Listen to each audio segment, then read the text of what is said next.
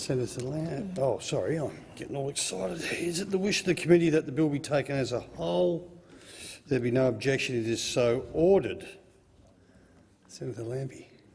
Thank you, Senator Sterle.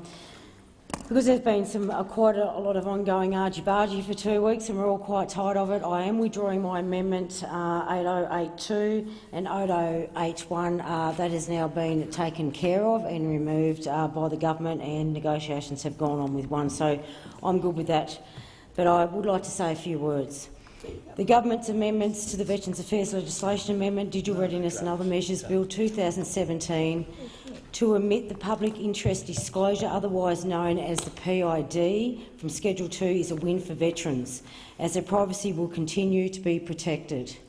Labor's amendment to Schedule 1 of the bill that excludes decisions that are adverse to a client from computer decision-making is also a win for veterans by protecting them from computer programs that say no to a claim which would then be assessed by a human delegate. While I would have preferred different language in the amendment, such as the word liability as opposed to the word service, the outcome, should this amendment be passed, provides a mechanism of protection in deciding veterans' claims by computer programming. The bill, along with these two amendments, if passed, would permit the Department of Veterans Affairs to undertake business reforms and implement new information and communications technology, otherwise known as ICT, so as to reduce times on claims processing and improve services to veterans and the community. The bill provides DVA Secretary with the authority to use computer programs to make decisions and determinations in any claims over 3 separate acts, which include the Veterans Entitlement Act, the VEA, the Military Rehabilitation and Compensation Act, known as the MERCA, and the Safety Rehabilitation and Compensation Act, known as the SERCA, and then the Defence-Related Claims Act, the DERCA. But Labor's amendment puts safeguards in place. The bill's intent and amendments are good, particularly in making necessary reforms and introducing ICT, as doing such will likely benefit veterans in that their claims may be processed quickly and efficiently and improve overall veteran services by the Department of Veterans Affairs. The Change.org petition by the South Lake Macquarie sub-branch of the Return and Services League of Australia New South Wales had urged this Senate to stop the bill based upon serious privacy concerns by the veterans community. In less than 2 weeks, the petition received over 10,000 supporters who electronically signed the petition. Luckily, the government heeded the veterans' community concerns and introduced an amendment to address those serious privacy concerns. In the future, the Senate Foreign Affairs, Defence and Trade Legislation Committee should have oversight on the use of the computer programs in deciding veterans' claims. The need for such oversight is underscored by the recent debacle, including Centrelink flawed data matching program, where an estimated 20% of time the computer program was wrong.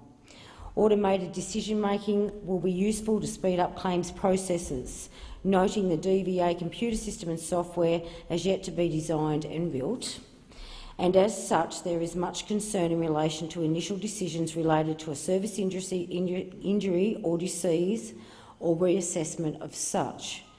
The Labor amendment, if passed, should go a long way to address these concerns, but oversight by the legislative branch is warranted to protect veterans from any future flawed computer program systems. This parliament owes our veterans a duty of care in ensuring there are little to no errors in permitting DVA to make computer program decisions and determinations, especially with respect to first getting a veteran's foot into the door of the Department of Veterans Affairs. It was due to the hard work of the crossbench of this Senate last week and this week that caused both the government and Labor to act in introducing their amendments, which would better protect veterans' privacy and prevent computer programs making wrong decisions in rejecting claims for liability. This was achieved by the lawmakers of the crossbench, to include me, others, in introducing amendments to address flaws in the original bill.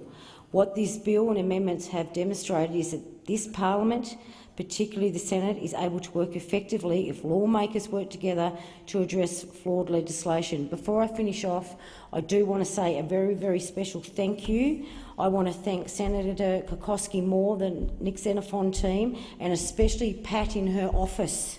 I want to make a very special thanks to Norbert, who is a new staff member of mine, who I tell you, between the two of them, they are forced to be reckoned with, and I suggest you remember that for the future. While I can see Department of Veterans Affairs sitting over there, we now have two very switched-on people that are right on your tail.